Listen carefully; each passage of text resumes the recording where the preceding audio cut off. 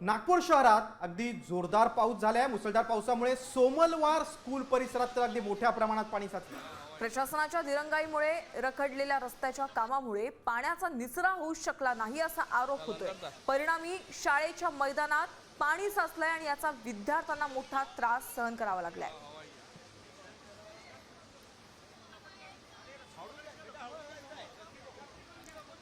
नागपुरातील विद्यार्थ्यांचे rescue operation पाहतोय।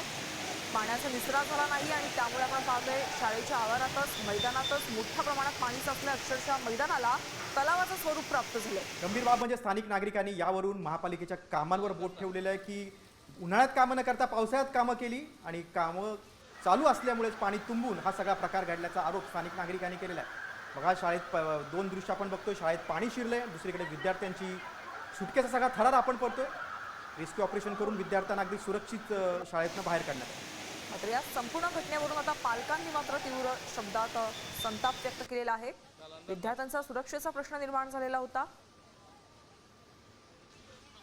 महानगरपालिकेने नुसते गड्डे खोदून ठेवले आहे, पाण्याला जायला काही रस्ताच नाही आहे। तुम्ही बघत असाल तर पहा, नुसतं पाणीच पाणी, सगळ्यांच्या घरात पाणी गेलं आहे। या लोकांनी उन्हाळ्यात कामं करायला पाहिजे तर हे लोक पावसाळ्यात कामं करतात।